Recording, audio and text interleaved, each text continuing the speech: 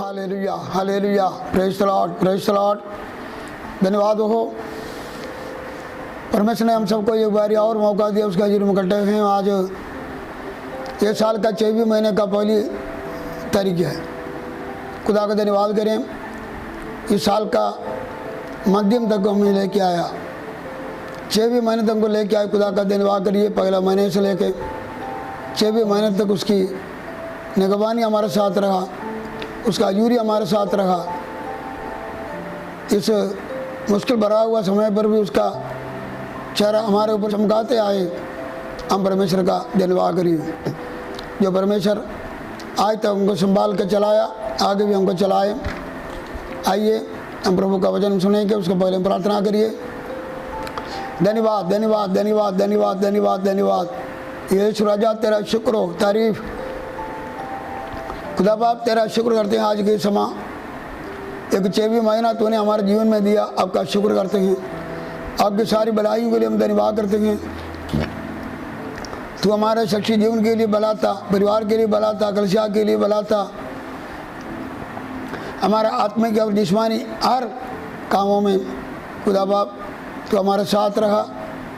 धन्यवाद करते हैं। इस 5 महीने हमारे जीवन में बहुत कुछ हम सामना करना पड़ा, लेकिन खुदा बाप अकेला नहीं था, सेनाओं के हो हमारे अंग संग था। धन्यवाद धन्यवाद करते हैं। खुदा बाप तेरा शुक्र हो। पावे हम मौत का वादी में होकर गुजरे, हम कोई बात से नहीं डरता, क्योंकि तू हमारे साथ है। धन्यवाद मेरे खुदा जी, जैसा सारा महीना 5 महीने संभाला मेरे खुदा, 24 महीने का ये शुरू से लेके खुदा आगे सारा महीना बकाए साल का सारा समय हमारे संग रहना। धन्यवाद करते हैं। जब हम तेरा वचन को सुने जा रहे हैं, ये वचन के द्वारा हमें आशीष मिले, हमें उत्साह मिले, हमें चंगाई मिले, हमें शांति मिले, मेरे खुदा हमको दिलेरी मिले। और मेरे खुदा जी तेरा धन्यवाद यीशु के नाम से, आमीन। खुदा का धन्यवाद हो।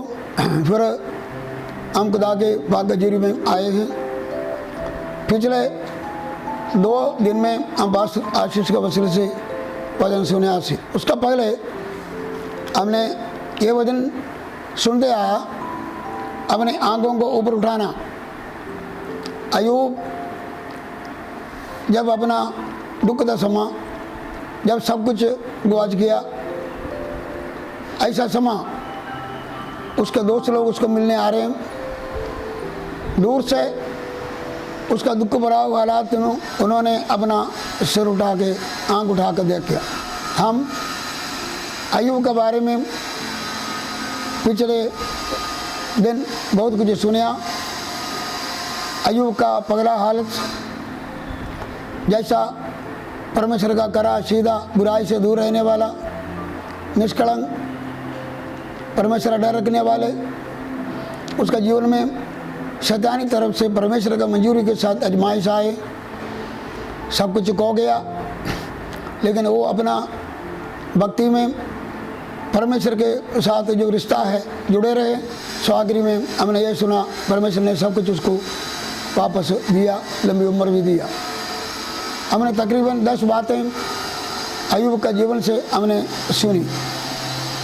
आज मैंने उसको दोहराना नहीं चाहते, लेकिन आज मेरा विषय उसके साथ जुड़ा हुआ, आगे हम जाएंगे। मसीह जीवन में या मसीहों का सताव, या मसीह जीवन में अगर दुख और आजमाइश से हमारे जीवन में आ सकते हैं, उसके बारे में हम थोड़ा सा देखिए। आइए पढ़ेंगे मत्ती का अंजील 5 बाब 10 आयत पढ़िए। धन्य है वे जो धार्मिकता के कारण सताए जाते हैं, क्योंकि स्वर्ग का राज्य उन्हीं का है। इसमें लिखा है कि धन्य है वह जो धर्म के कारण सताए जाते हैं, क्योंकि स्वर्ग का राज उन्हीं का है। हमें बाइबल खास रख के नया इनाम हमें ये सिखाते हैं, मसीह जीवन में सताव आ सकते हैं। पुराना नियम में भी बहुत सारे लोग परमेश्वर के नाम के लिए सताए गए। आगे आने वाला समय हम ये सारे बातें देखेंगे, क्या क्या प्रकार का सदाव हमारे जीवन में आ सकते हैं। लेकिन आज एक विषय पर हम ध्यान रखेंगे, धन्य है वो लोग धर्म के कारण, धार्मिकता के कारण सताए जाते हैं। हमें धार्मिकता के कारण हम सदाव हमारे ऊपर जरूर आएंगे। अर्थ क्या है? धार्मिकता के कारण या धर्म के कारण का अर्थ क्या है? ये अर्थ ये नहीं है कि कोई मजहब के कारण, बल्कि धार्मिकता के कारण या ये भक्ति जीवन के कारण। क्योंकि हम एक समय ऐसे थे, कुधर्मी लोग थे, पापी लोग थे। दूसरा कोरिन्थियों 6:14 में लिखा, धार्मिकता और अधर्म में क्या मेलजोल है।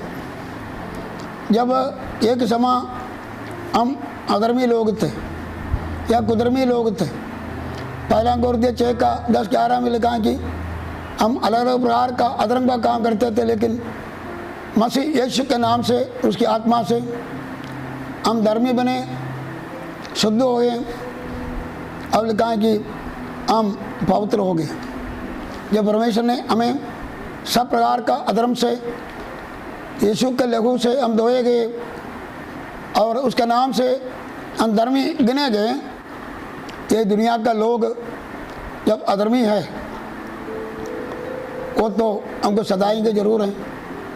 हमारा धर्म का जीवन के कारण, धर्मी का जीवन के कारण या ये भक्ति का जीवन के कारण दुनिया का लोग हमको सताएंगे, क्योंकि वो लोग ये भक्ति भाव में नहीं है, वो धर्मी लोग नहीं है, वो धर्म के मार्ग पर नहीं है, वो धर्मी नहीं बना। सो धर्मी और अधर्मियों का मेल नहीं हो सकता, धर्म और अधर्म का मेल नहीं हो सकता। इसलिए हम उस राष्ट्रवासी के कारण हम जरूर सताया जाएंगे। आगे लिखा है कि यूहन्ना का इंजील 15:18 से 20 आयत तक पढ़िए। यदि संसार तुमसे बैर रखता है तो तुम जानते हो कि उसने तुमसे पहले मुझसे बैर रखा। यदि तुम संसार के होते तो संसार अपनों से प्रेम रखता, परंतु इस कारण कि तुम संसार के नहीं वरन मैंने तुम्हें संसार में से चुन लिया है, इसीलिए संसार तुमसे बैर रखता है। पहले हम देखा, हम धार्मिकता में आ गया, इसलिए इस अधर्म भरा हुआ लोग है, अधर्मी लोग है, कुधर्मी लोग है, हमसे वायर करते हैं। दूसरी गल, इधर यीशु ने कहा, मैं जानूं, मैं आपको दुनिया से अलग किया, तुम दुनिया का नहीं है, इसलिए दुनिया आपको सताएंगे। भाई बहनों, ये बड़ा सच बात है। सारे लोग दुष्ट का अधीन पड़े हुए हैं। ये सारे दुनिया दुष्ट का जब अधीन है, हम इस दुष्ट का अधीन नहीं, हम परमेश्वर की और बादशाहत के लोग हैं। हम उसकी बादशाहत के लोग नहीं। परमेश्वर ने सानू कुदरत से सानू अलग कर दिया। इसमें लिखा है कि गलातियर 1:4 में लिखा, उसी ने अपने आप को हमारे पापों के लिए दे दिया ताकि हमारे परमेश्वर और पिता की इच्छा के अनुसार हमें इस वर्तमान बुरे संसार से छुड़ाया जाए। ये वर्तमान संसार बुरे संसार है, बुराइयों से भरा हुआ संसार है, दुष्ट और शैतान का अधीन वाला संसार है। हम ये दुनिया से परमेश्वर ने उधर से निकाल के अपना प्रिय पुत्र का राज्य में लेके आया। ये दुनिया का दुष्ट शैतान और ये दुनिया के दुष्ट लोग हमारे खिलाफ हो जाएंगे, हमारा वैरी हो जाएंगे, क्योंकि हम उस सिस्टम के साथ हम चलते नहीं हैं। सो परमेश्वर ने सानू इस दुनिया से, पाप भरा संसार से हम और जो कि चुन लिया, हम अलग हो गया। रहता इस दुनिया में है, लेकिन इस दुनिया से जब असी अलग हो गया और ये दुनिया के लोग और हमें जरूर सदाएंगे और हमारे साथ वायर करेंगे। आगे लिखा है कि यूहन्ना का इंजील 3:19 और 20 आयत पढ़िए। और दंड की आज्ञा का कारण यह है कि ज्योति जगत में आई है और मनुष्य ने अंधकार को ज्योति से अधिक प्रिय जाना, क्योंकि उनके काम बुरे थे। क्योंकि जो कोई बुरा करता है वह ज्योति से बैर रखता है। इसमें हम देख सकते हैं कि हम और चनन में आ गया। हम रोशनी में आने से ये दुनिया में जो अंधकार में रहने वाले लोग हमसे वायर करते हैं। यीशु ने खुद बोला, प्रभु यीशु मसीह से दुनिया वायर किया, क्योंकि जो कि अंधेरे में रहने वाला वो रोशनी को रहने वालों को वायर रखते हैं, क्योंकि उन लोगों का काम और रोशनी का काम के साथ नहीं मिलते हैं। प्यारे बहनों, परमेश्वर ने अचानक रोशनी में लेके आया। परमेश्वर ने कहा तुम जगत का रोशनी है। इधर रोशनी याकूब पगला के 17 आयत में लिखा है कि पिता युद्ध का परमेश्वर है, पिता है। यीशु के बारे में लिखा है कि यीशु ये जगत का ज्योति है। वचन के बारे में लिखा है कि वचन हमारा पैर के लिए दीवा, रास्ते के लिए रोशनी है। और कलीसिया के बारे में लिखा है तुम जगत का रोशनी। जब लोग अंधकार में रहते हैं, वो लोग रोशनी में रहने वाले लोगों को और जो कि सदाते हैं बाहर। हमें परमेश्वर ने सच्चाई का और एक रोशनी हमें दिया होगा। सच्चा परमेश्वर का रोशनी हमें दिया हुआ है, और हमें सत्य का ज्ञान का रोशनी परमेश्वर ने हमको दिया। आज इस रोशनी में हम जब चलते हैं, हमको पता चलते हैं हमारे जीवन का, हमको पता चलते हैं आने वाला युग के बारे में पता चलते हैं। स्वर्ग और नरक का चलन परमेश्वर ने हमको दिया हुआ। सत्य और असत्य का जीवन हमें परमेश्वर ने वो चलन हमें दिया हुआ। परमेश्वर और शैतान के और जो कि बारे में हमें ज्ञान दिया। अंधकार और रोशनी का जो और जो कि फर्क का ज्ञान परमेश्वर ने हमको दिया। हमको सिर्फ इस युग के बारे में नहीं, अगला युग का भी चलन परमेश्वर ने हमें जब दिया। पाप और पवित्रताई के बारे में हमको परमेश्वर ने चलन दिया। जब एक चलन में चलते हैं तो कहा कि ज्योति और अंधकार का क्या संगति, दूसरा कोरिन्थियर 6:14 में लिखा। जो हमारा संगति ही अलग हो गया, अंधेरा और रोशनी का क्या मेल है? कोई मेल नहीं। सो अंधेरे में रहने वाला इस रोशनी में रहने वालों को सदाएंगे जरूर। असत्य में रहने वाले सत्य में चलने वालों को सदाएंगे, ये जरूर हमारा तजर्बा है। जब हम सत्य में आए हैं, सत्य में चलने में अगला लोग हमको सदाते जरूर है। भाई बहनों, तीसरा यह है हम चलन में हैं, इसलिए अंधकार में रहने वाले लोग हमारे साथ वायर करते हैं। आगे पगला पत्रस 4 बाब उसका 2 से 4 आयत तक पढ़िए। ताकि भविष्य में अपना शेष शारीरिक जीवन मनुष्य के अभिलाषों के अनुसार नहीं, वरन परमेश्वर की इच्छा के अनुसार व्यतीत करे। क्योंकि अन्य जातियों की इच्छा के अनुसार काम करने और लुचपन की बुरी अभिलाषाओं और मतवालापन, लीला क्रीड़ा, पियक्कड़पन और घृणित मूर्ति पूजा में जहाँ तक हमने पहले समय गवाया वही बहुत हुआ। इससे वे अचंभा करते हैं कि तुम ऐसे भारी लुचपन में उनका साथ नहीं देते, और इसलिए वे बुरा भला कहते हैं। भाइयों बहनों, दुनिया क्यों सदाते हैं? हमारा रास्ता उन लोगों के रास्ते में बड़ा फर्क हो गया।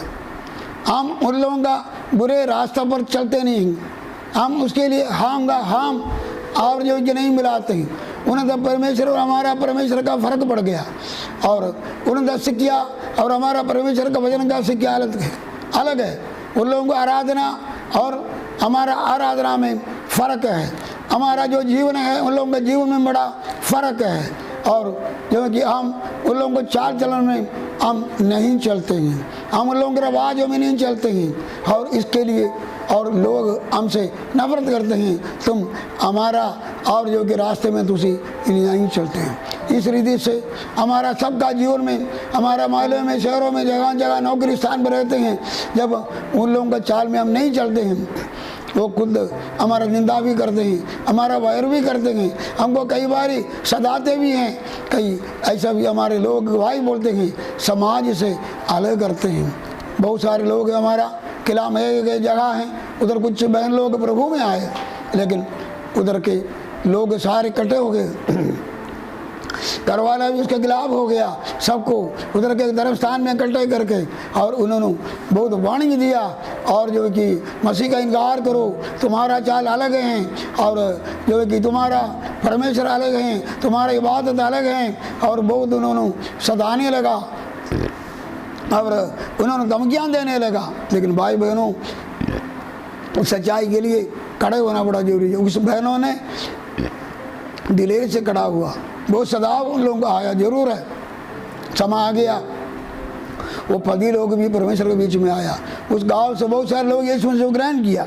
भाई बहनों, सो जब हम दूसरों का रास्ते में नहीं चलते हैं, जिस रास्ते में पहले हम चलते थे, हम छोड़ के आ गए ना, वो पापों का रास्ते में हम और आवाज़ों के रास्ते में नहीं चलते हैं।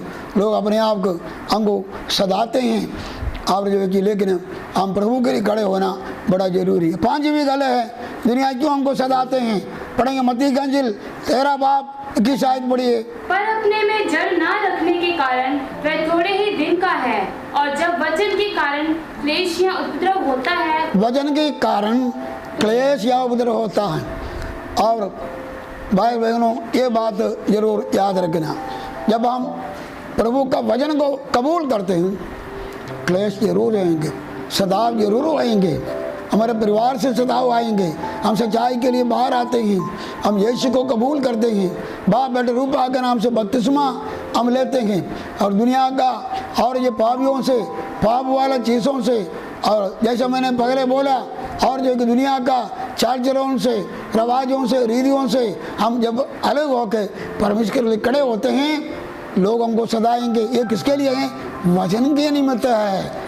थिस्सलुनीके कलीसिया में भी ऐसा होते थे, वो गैर जाति के लोग से जब पौलुस के द्वारा वो लोग बचाया गया, तो कहा कि बड़ा सदाव आ गया।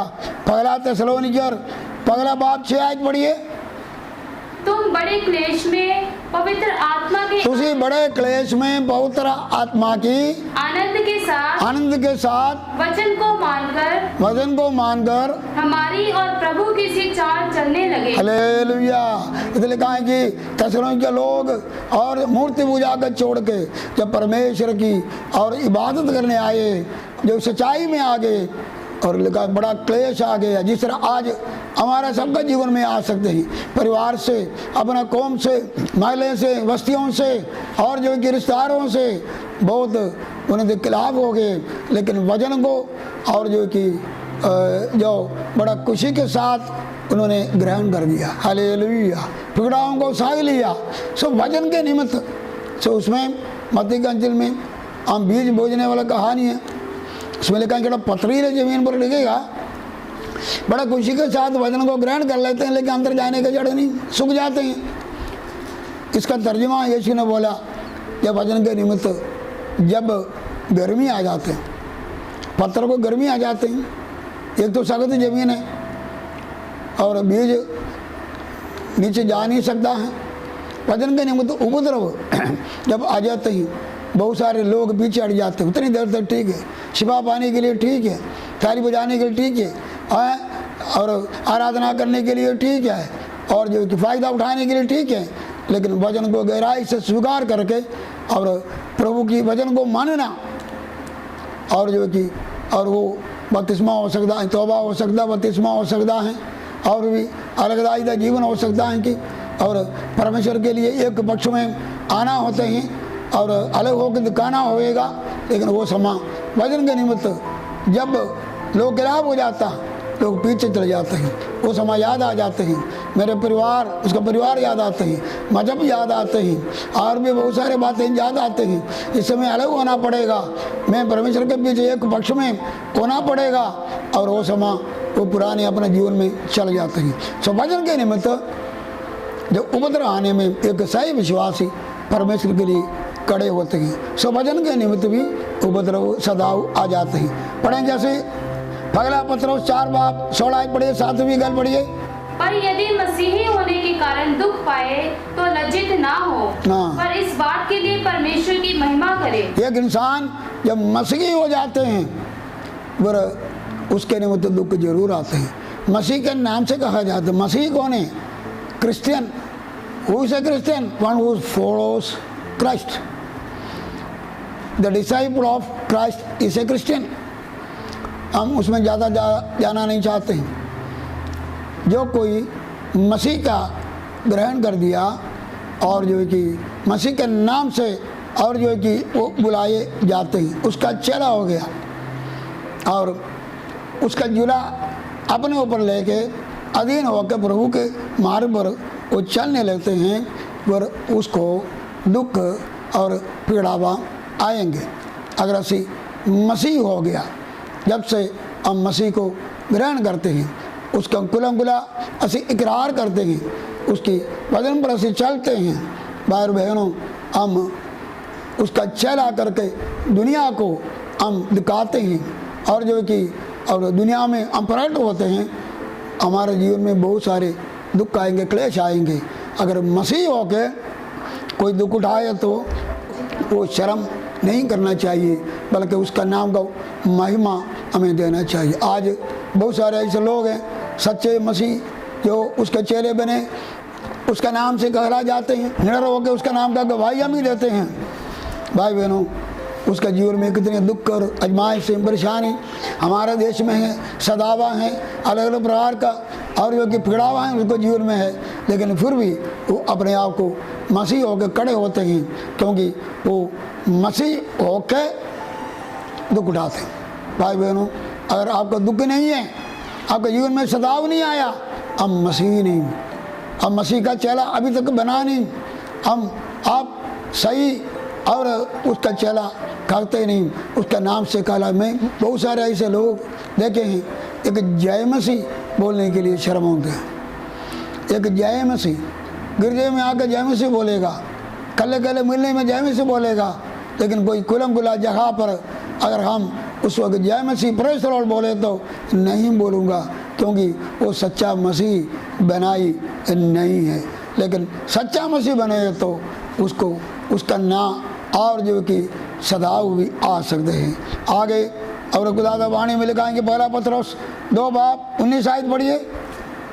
क्योंकि यदि कोई परमेश्वर का विचार करके अन्याय से दुख उठाता हुआ क्लेश सहता है तो यह सुहावना है। इसमें लिखा है कि परमेश्वर का विचार करके या परमेश्वर का बोध होके, परमेश्वर का जानकारी होके, अगर उस जानकारी में हम दुख उठाए तो वो परमेश्वर को प्रवान है।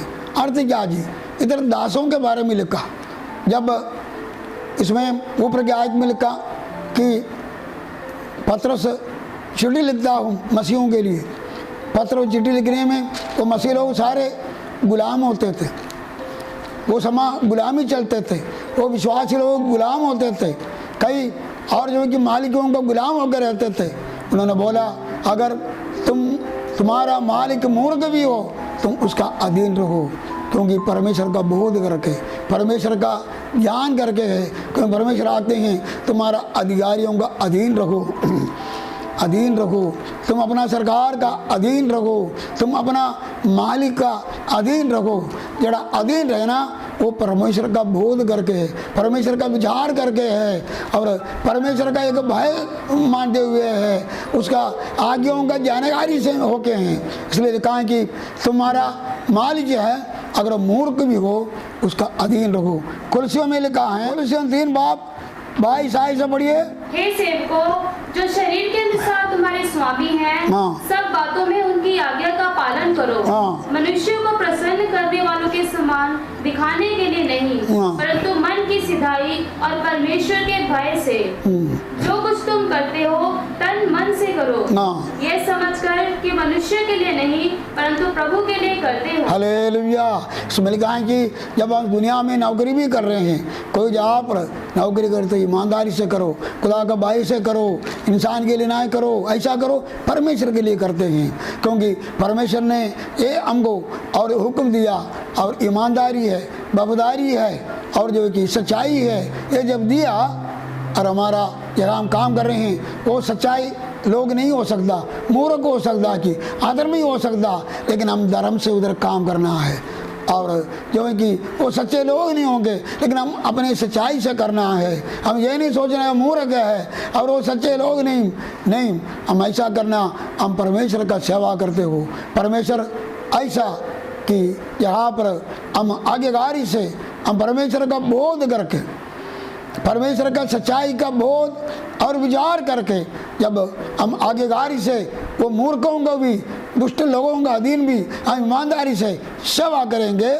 भाई बहनों, नीचे लिखा है कि परमेश्वर क्या देगा, कोलोसे 3:22, परंतु मन की सिधाई और परमेश्वर के भय से, मन का सिधाई और परमेश्वर का भय से, यही बोध, क्योंकि परमेश्वर ने हमको सिखाया और जो कि खुदा का डर रखना, ये बोध है, ये हमारा विचार है, या अर्थ ये होता है कि ये हमारा कॉन्शियंस है। हाँ, आगे, जो कुछ तुम करते हो तन मन से करो। हम तन मन से करना। हाँ, आगे, यह समझकर कि मनुष्य के लिए नहीं परंतु प्रभु के लिए करते हो। हाँ, क्योंकि तुम जानते हो कि तुम्हें इसके बदले प्रभु से मिरास मिलेगी। हालेलुया।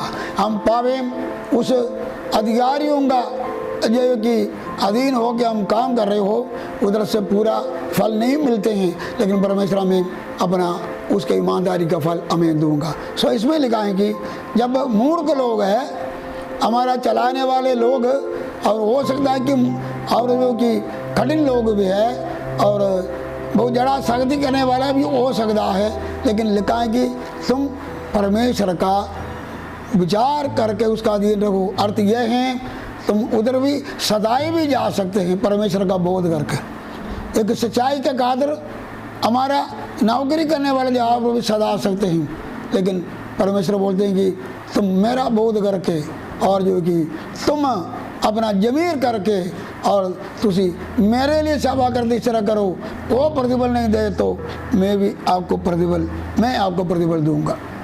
सो हमने और जो है कि 6-7 बात हमने सुना।